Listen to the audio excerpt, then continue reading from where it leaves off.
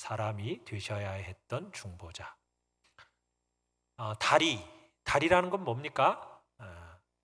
이곳과 저곳을 이어주는 것, 이게 다리죠. 자, 완전한 다리가 되려면은 우선 이곳 끝에서 저곳 끝까지 다 이어져야만이 그게 완전한 다리가 되는 겁니다. 한쪽에서만 출발해서 한쪽에 이르지 못하면 그건 다리가 아니죠. 물론 뭐 중간 토막이 사라져서도 안 되고요. 뭐 옛날 성수대교처럼 부실공사 탓에 중간이 툭 떨어지는 그런 것은 뭐 온전한 다리다라고 볼 수가 없는 겁니다. 우리와 하나님 사이에 건널 수 없는 강이 흐르게 되었습니다. 그건 바로 죄 때문이 그렇게 된 거죠. 그 건널 수 없는 그 강을 이어주는 다리로서 누가 존재하는 겁니까? 바로 예수 그리스도께서 계시는 겁니다.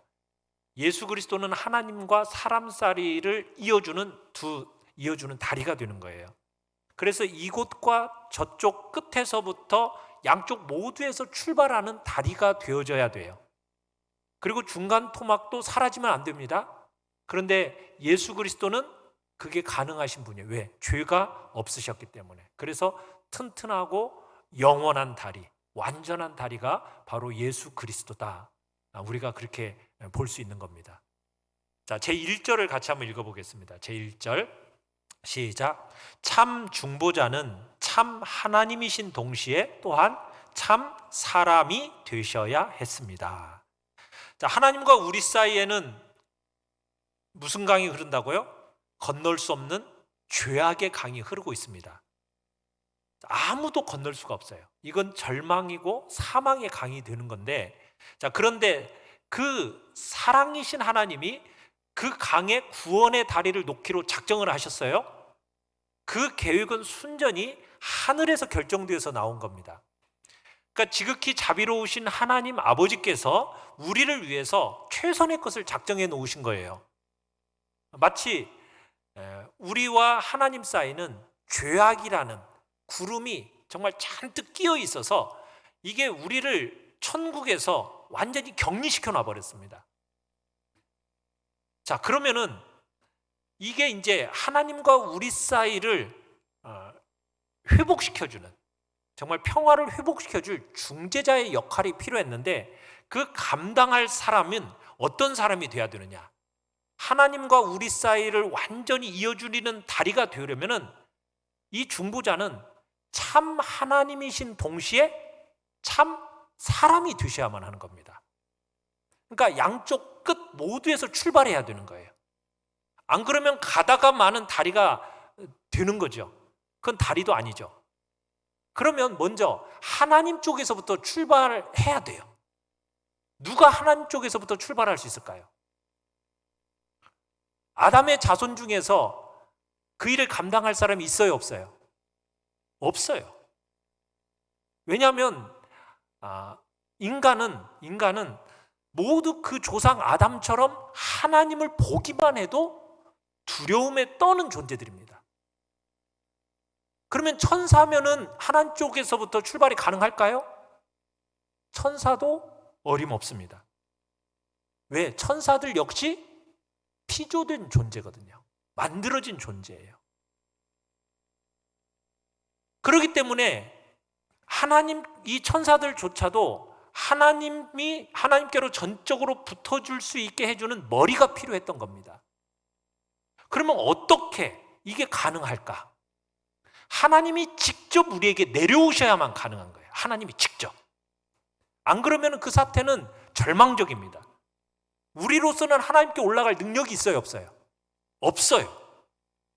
그러니까 하나님이 이 땅에 내려오셔야 되는데 이 일을 누가 하셨어요? 하나님의 아들이 우리를 위해서 임마누엘이라는 이름으로 이 땅에 오신 겁니다. 자, 임마누엘이라는 뜻이 뭐예요? 하나님이 우리와 함께 계시다. 그러니까 우리와 함께 계시는 하나님이 되셔야만 했던 거예요. 그래서 하나님의 신성하고 우리 인간의 인성이 서로 연합해서 하나가 될 필요성이 있었던 겁니다. 그렇지 않으면은 우리가 아무리 하나님하고 가까워진다고 해도, 하나님하고 아무리 친근하다 해도, 여러분, 하나님께서 우리와 함께 거하시기를 바랄 만큼 그렇게 가깝게 되지를 못하는 거예요. 왜냐하면 우리의 부정함과 하나님의 그 순결함 사이에는 굉장한 이질성이 굉장히 크기 때문에 우리가 하나님과 가까이 할 수가 없는 거죠.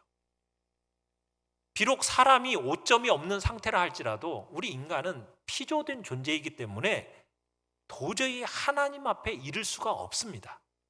그럴진데 사람의 처지는 어떻게 돼버렸어요? 사람의 처지는 굉장히 치명적인 타락의 상태 속에 있게 됐죠. 죽음과 지옥 속에 떨어진 존재예요. 온갖 오점으로 더러워진 존재예요.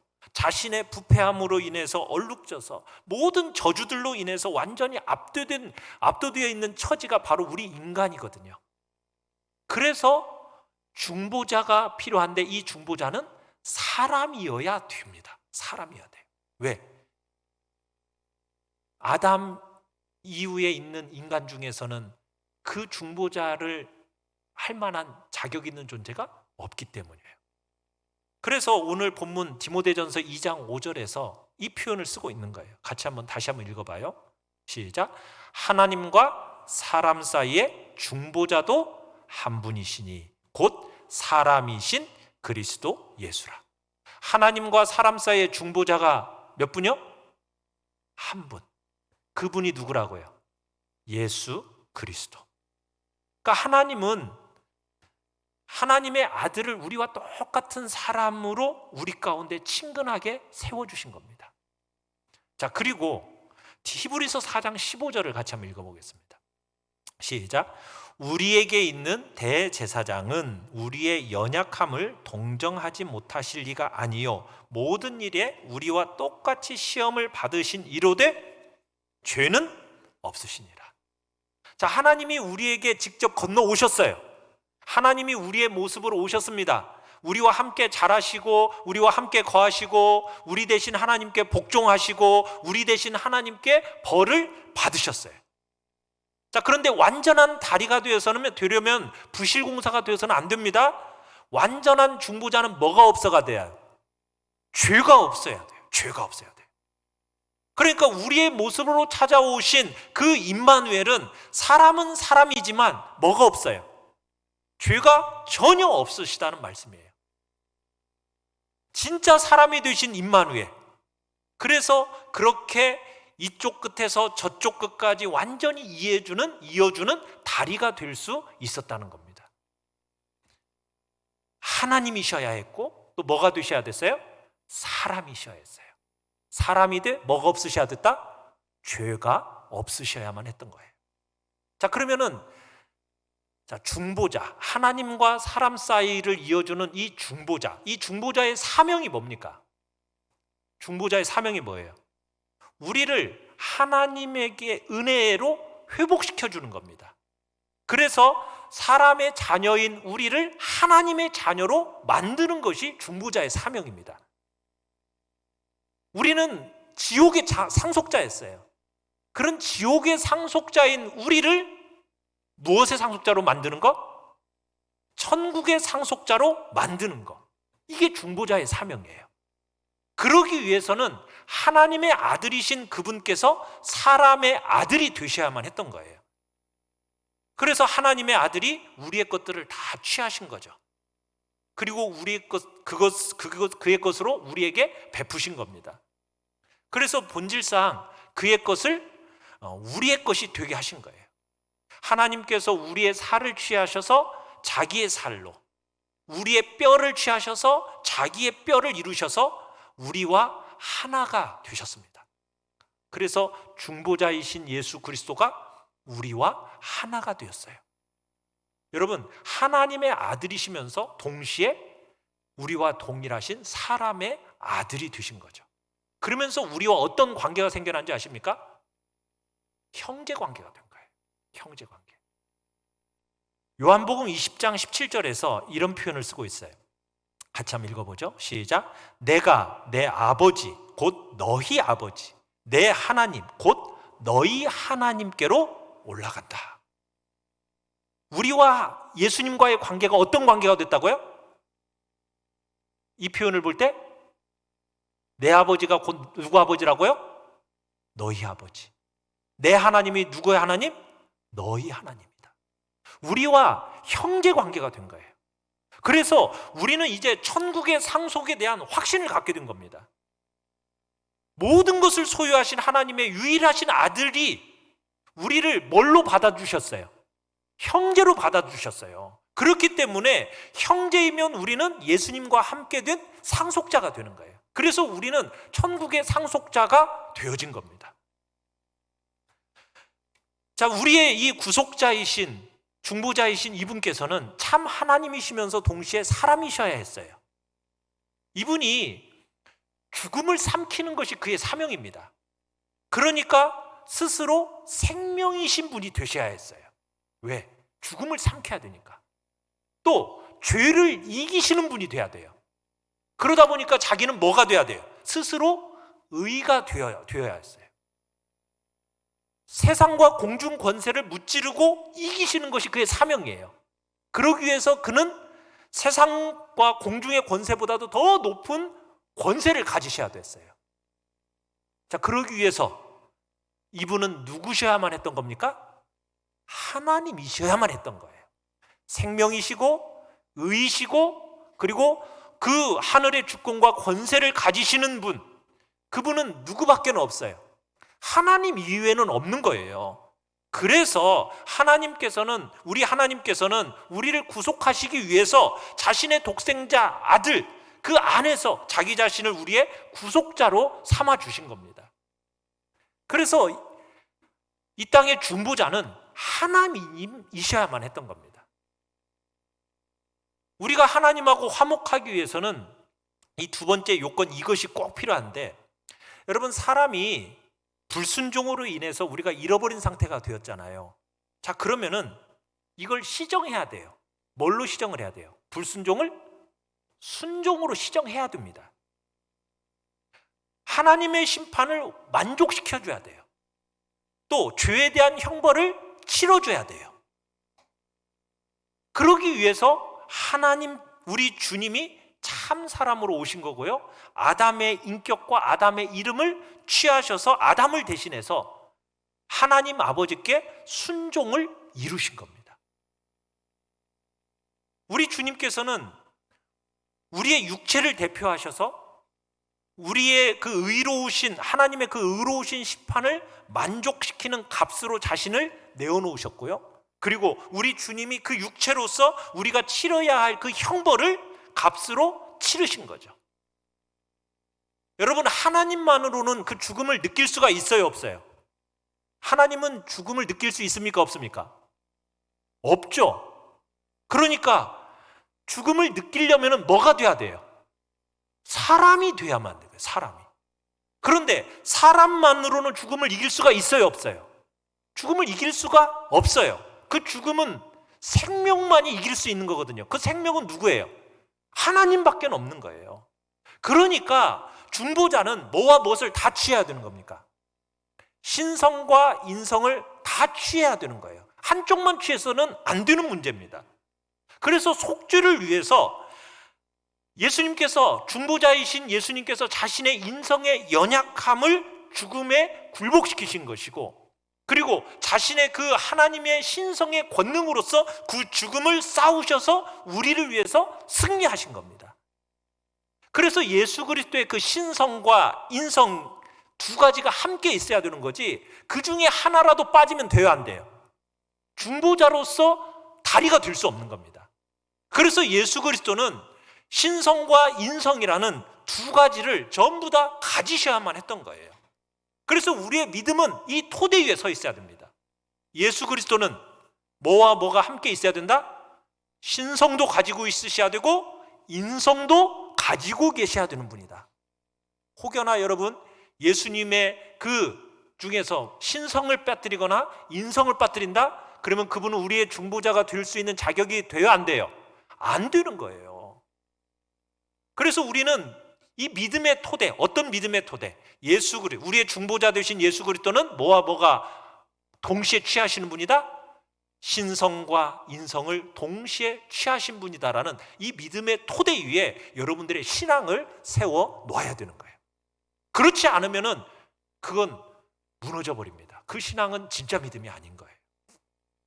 참 예수 그리스도께서 여러분 우리와 공통된 본성을 지니셨다는 것은 진짜 아름다운 소식인 거예요. 왜? 우리가 하나님의 아들과 교제하고 또 하나님과 교제한다라는 이 사실을 보증시켜주는 일이기 때문인 겁니다. 그래서 우리도 그리스도처럼 이제는 죄와 죽음을 이기고 부활에 참여할 것을 우리는 확증해주는 말씀이 되는 거죠.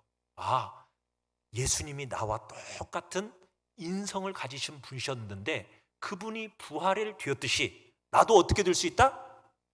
예수님처럼 동일한 부활의 권능에 참여할 수 있게 된다라는 그런 확신이 우리 안에 생겨지게 되는 겁니다. 제2절을 같이 한번 읽어보겠습니다. 제2절 시작.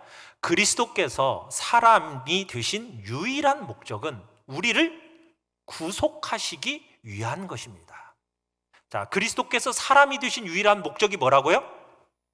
오직 우리를 뭐 하시기 위해서? 구속하시기 위해서예요. 자, 근데 이 칼빈, 이 기독교 강요를 썼던 칼빈 시대에도 이단들은 있었습니다. 그 이단 중에 오시안드라는 이단이 있었고 세르베투스라는 이단이 있었는데 이 이단자들은 어떤 걸 주장했느냐면 인류를 구속할 필요가 없었다 할지라도 그리스도는 역시 사람이 됐을 것이다, 이렇게 주장을 했어요. 참 이 망령된 자들의 이 호기심에는 항상 날개가 달리는 법인데, 여러분 이게 기록된 말씀에서 한참 넘어가는 이야기예요. 성경의 기록은 분명합니다.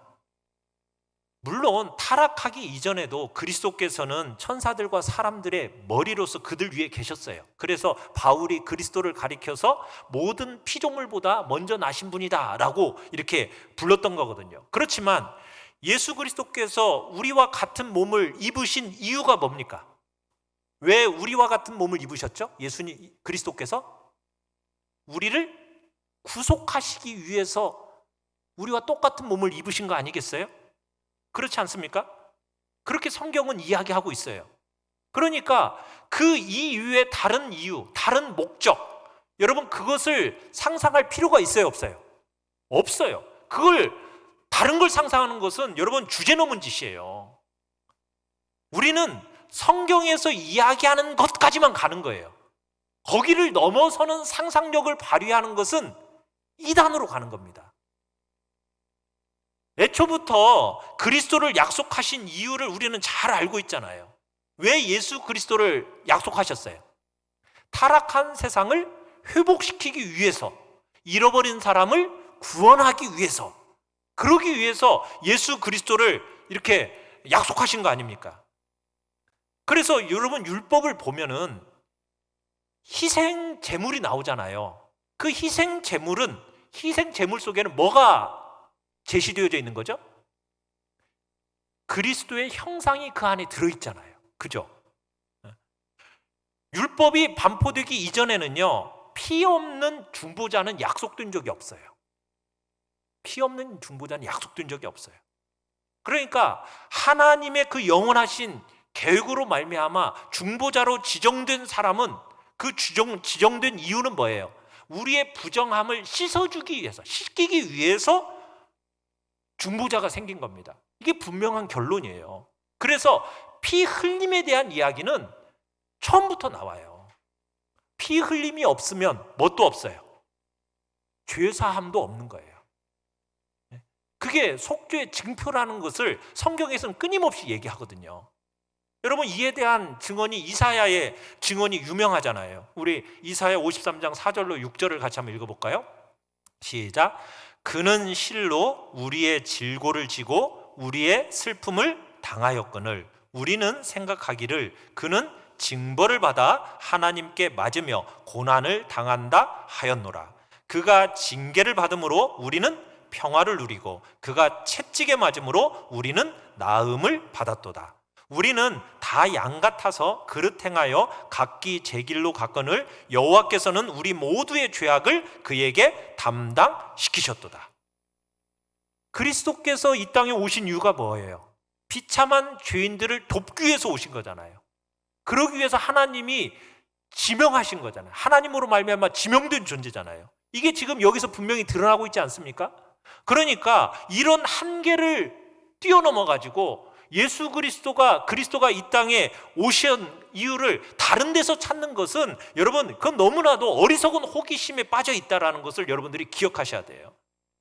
그러니까 예수님이 이 땅에 강림하신 목적, 그 목적은 뭐예요? 하나님의 진노를 진정시키셔가지고 우리를 모아서 죽음에서 생명으로 옮기는 것이, 그것이 예수 그리스도께서 이 땅에 강림하신 목적이지 않습니까? 이것을 분명하게 성경은 선언하고 있어요. 그래서 우리가 잘 아는 요한복음 3장 16절 암송하고 계시죠? 같이 한번 해볼까요? 시작. 하나님이 세상을 이처럼 사랑하사 독생자를 주셨으니 이는 그를 믿는 자마다 멸망하지 않고 영생을 얻게 하려 하심이라. 여러분, 마태도요 이 말씀을 그대로 인용해요. 자, 마태복음 18장 11절 같이 한번 읽어봅니다. 시작. 인자가 온 것은 잃은 자를 구원하려 함이니라. 예수님이 오신 이유가 뭐라고요? 잃은 자를 구원하는 목적으로 오신 거예요. 여러분, 사도들은요 이것에 대해서도 이구동성으로 증거를 하고 있어요. 그리스도께서 여러분 사람으로 이 땅에 오신 이유가 뭐예요? 오직 우리를 구원하시기 위해서 오신 거예요. 그래서 사람이 되신 겁니다. 피 없는 중보자가 있을 수 있어요, 없어요? 없어요. 피 없는 중보자는 있을 필요가 없는 거예요. 그래서 오직 사람으로 오셔야만 했던 거거든요. 그러니까 예수 그리스도께서 사람으로 오시고 사람이 되셔야만 했던 이유와 목적에 대해서 여러분 다른 설명을 덧붙일 이유가 있어요, 없어요? 없어요. 예수님이 이 땅에 인간의 모습으로 오신 이유는, 우리의 육체를 취하신 이유는 오직 뭡니까? 오직 우리의 모든 죄와 허물을 자신의 피로 깨끗하게 씻어서 우리를 구원해서 지옥의 상속자가 아니라 하나님의 하늘의 상속자로 만드시기 위한 것이 이 땅에 예수 그리스도께서 오신 이유고 목적이란 말이에요. 그래서 자신이 제물이 되셔가지고 우리를 대신해서 아버지의 진노를 진정시키고자 이 땅에 오신 거잖아요. 이 이유에 다른 목적을 여러분 되는 것은 뭐예요? 다 이단이에요. 지극히 망령된 일이라고요. 자, 제3절도 한번 읽어보겠습니다. 제3절 시작. 아담이 죄를 짓지 않았어도 그리스도는 역시 사람이 되셨을까요? 사람이 되셨을까요? 안 되셨을까요? 아담이 죄를 안 지었으면은 예수 그리스도가 이 땅에 사람이 되셨을까요? 안 되셨을까요? 왜 답변을 안 하세요? 되셨어요? 안 되셨어요? 되셨어요? 안 되셨어요? 지금까지 제가 열심히 설명을 했는데, 이 오시안드라는 이단이 뭐라고 주장을 했냐면, 인류를 구속할 필요가 없어서도 여전히 그리스도께서는 사람이 되셨을 거다, 이렇게 주장을 해요. 이단의 주장입니다. 그리스도께서는 구원받을 일이 없는 사람을 향해서 그의 사랑을 보여주시기 위해서 육체를 취하셨을 거라고 주장한다라는 거예요. 이게 이단의 주장이에요. 여러분, 사람으로 오신 이유, 그리고 우리를 사랑하시는 것이 사랑으로 구원하시는 일, 여러분 이것이 상관관계가 있어요, 없어요? 사람으로 오신 것과 우리를 사랑으로 구원하신 일은, 이 두 가지는 뗄래야 뗄 수 없는 관계입니다.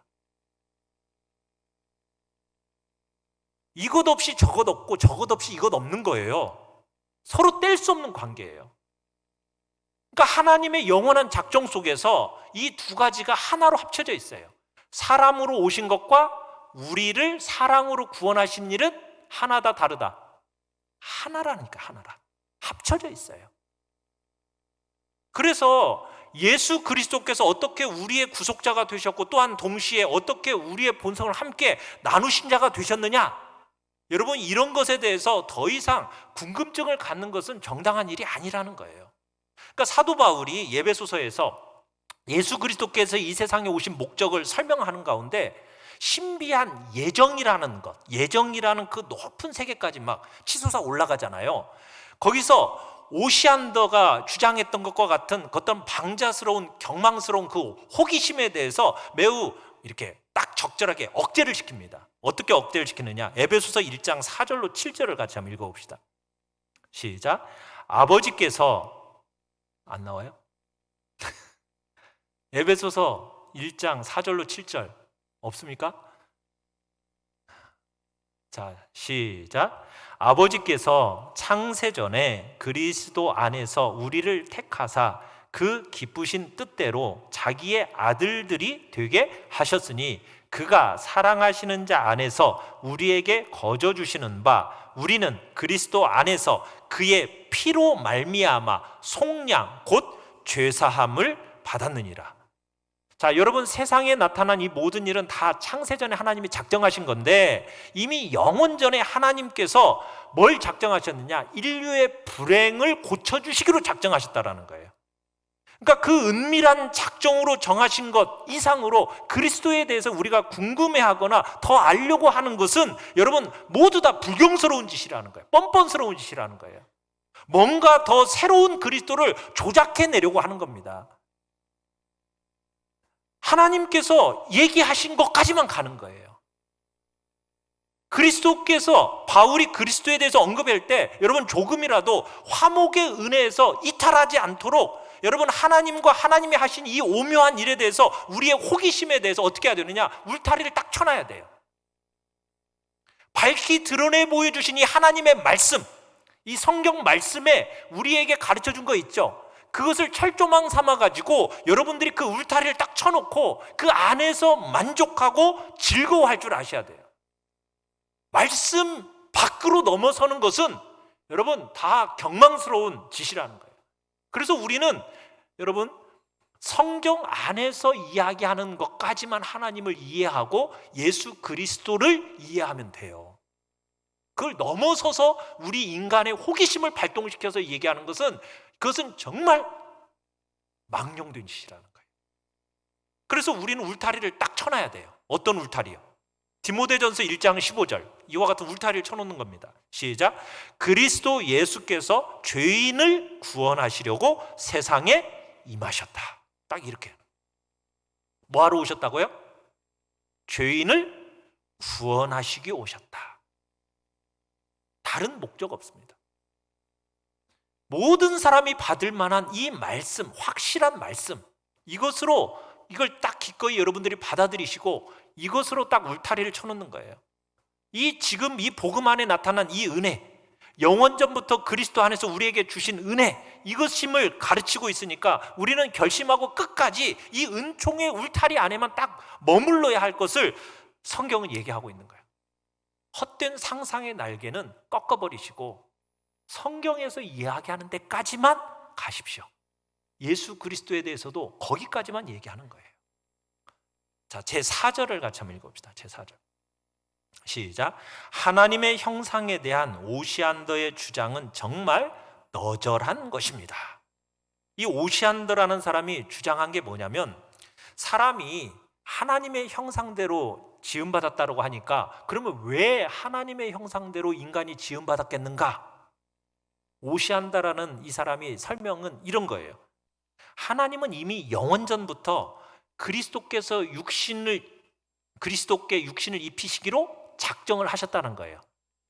그래서 사람은 그런 그리스도를 닮도록 하기 위해서 사람을 하나님의 형상대로 만들었다. 이렇게 얘기하고 있어요. 무슨 말인지 좀 이해가 되세요? 그러니까 하나님의 형상대로 인간을 만든 목적이 뭐라고요? 하나님이 이미 그리스도를 인간의 모습으로 이렇게 내려오도록 하기 위해서 그것을 미리 아시고 인간을 하나님의 형상대로 만들었다는 거예요. 이 말이 맞아요? 틀려요? 끄덕끄덕하면 맞다는 얘기입니까? 틀리다는 얘기입니까?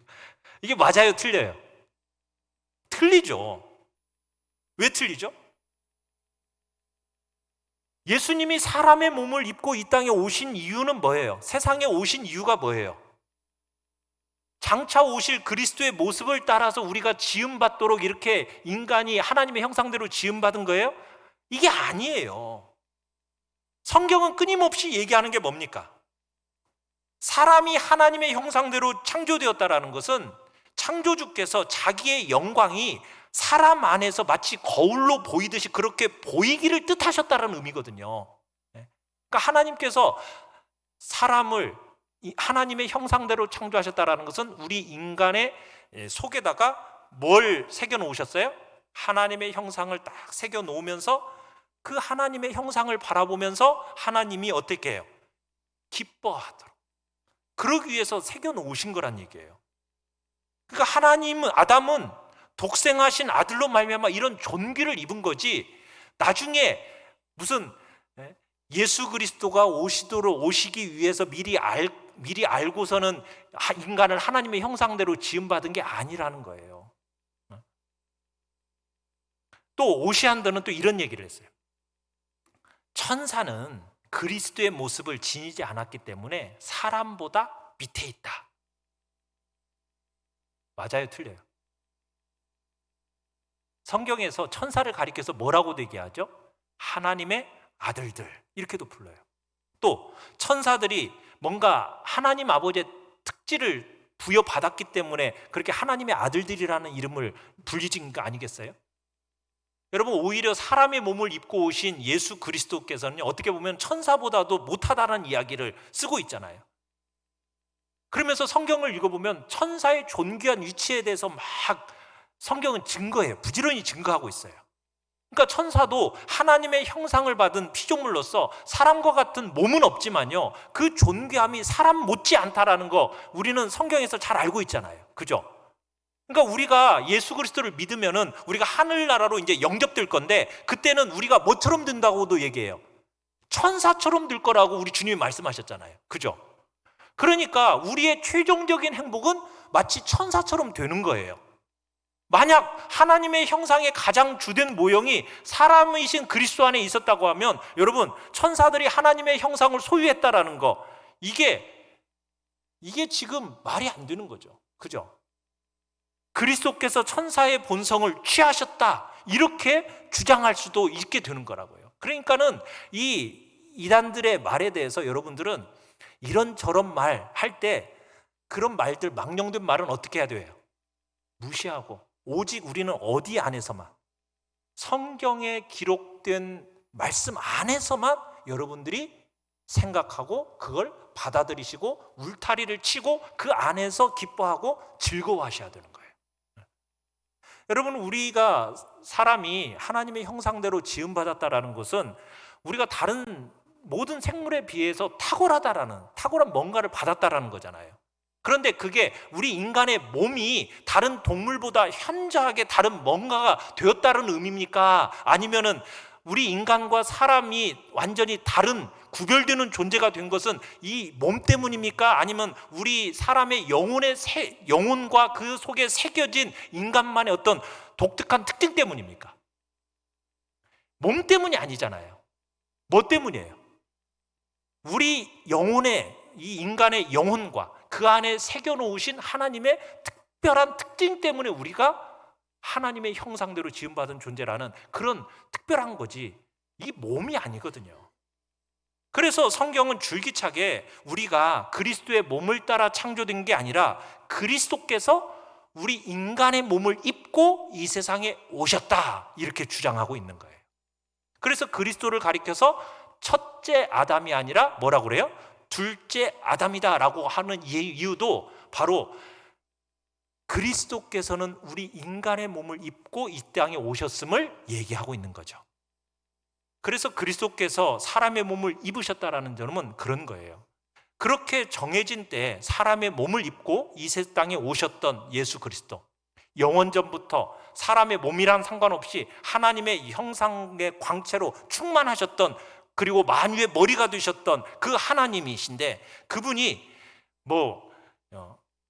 미리 입고 오기로 작정해가지고 그 몸을 빼앗아서 우리 인간이 먼저 입었다, 이런 식으로 생각하는 것은 잘못된 것임을 얘기하고 있는 겁니다. 이 이단들은 참, 그 당시도 그렇지만 요즘도 그렇고, 이단들은 성경을 벗어나서 자꾸 이상하게 곡해하면서 우리 인간으로 하여금 중보자의 위치에서 예수 그리스도를 끌어내리는 일을 끊임없이 하고 있어요. 우리가 그래서 생각해야 될 게 뭐냐면, 하나님과 우리를 이어주는 다리가 되려면 최소한 두 가지 조건이 충족이 돼야 되는데, 첫 번째 조건은 뭐예요? 하나님이면서 동시에 뭐가 돼야 된다? 사람이어야 한다. 이게 첫 번째 조건이에요. 두 번째, 사람이지만 뭐가 없으셔야 된다? 죄가 없으셔야 된다. 자, 이런 걸 생각할 때 중보자로서 누구만이 그것으로 가능한 분입니까? 예수 그리스도 외에는 다른 중보자가 있어요, 없어요? 없어요. 없어요. 사랑하는 성도 여러분, 우리는 하나님께 올라갈 능력이 없었어요. 절망적인 상태 가운데 있었다고요. 그런 우리를 위해서 하나님이 직접 내려오셨어요. 우리와 함께 계시는 하나님이 되셨다고요. 여러분, 이게 정말 얼마나 감사한 일인지 여러분 느끼십니까?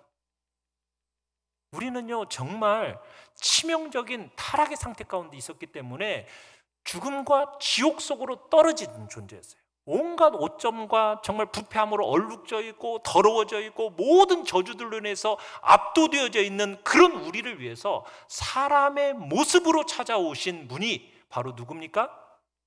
예수 그리스도예요. 여러분, 이게 얼마나 감격스러운 일인지 아십니까? 왜 오셨어요? 그분이 하나님의 은혜로 우리를 회복시키기 위해서, 사람의 자녀인 나를 하나님의 자녀로 만드시기 위해서, 지옥의 상속자인 나를 천국의 상속자로 만들어 주시기 위해서 이 땅에 오신 거예요.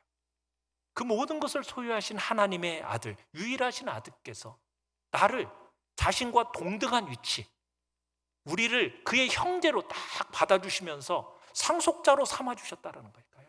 이게 얼마나 감사하고 감격스러운 일입니까? 하나님만이었다면 아마 죽음을 느끼실 수가 없었을 거예요. 또 사람만이었다면 죽음을 이기실 수도 없었을 거예요. 그런데 이 신성과 인성을 동시에 취하셨기 때문에 우리의 중보자가 되실 수 있었던 거죠. 예수 그리스도가 바로 그런 신성과 인성을 동시에 입으신 우리의 유일한 중보자라는 이 믿음의 토대 위에 여러분들의 믿음을 견고하게 세우시기를 간절히 바랍니다. 이 예수 그리스도께서 우리의 구속자가 되시기 위해서 우리가 똑같은 몸을 입고 이 땅에 오신 거예요. 여러분, 이 이후에 다른 거 생각하면 돼요, 안 돼요? 이 땅에 오신 이유와 목적을 다른 것으로 생각하면 안 돼요. 다른 목적으로 상상해서는 안 돼요. 성경은 거기까지만 얘기하고 있으니까 여러분, 기록된 말씀 범위를 벗어나는 일은 여러분 하지 않겠다라고 결단하십시오. 하나님이 하시는 모든 오묘한 일에 대해서 여러분 성경에서 이야기하는 것까지만 가시고 헛된 상상의 날개에 대해서는 꺾어버리시길 바라요. 오직 철저히 밝히 드러내 주신 이 말씀을 철조망 삼고 울타리 삼아서 여러분들이 그 안에서 만족하며 즐거워하면서 그 말씀으로 인해 기뻐하고 이 땅에 나의 모든 죄와 허물을 위하여 이 땅에 오신 하나님의 아들 예수 그리스도, 그분을 우리의 유일한 중보자로 삼아서 그분께 감사하고 찬양하고 그분만을 높이면서 그 안에서 기쁨과 감사와 감격을 누리는 복된 자리에 있기를 간절히 축원합니다.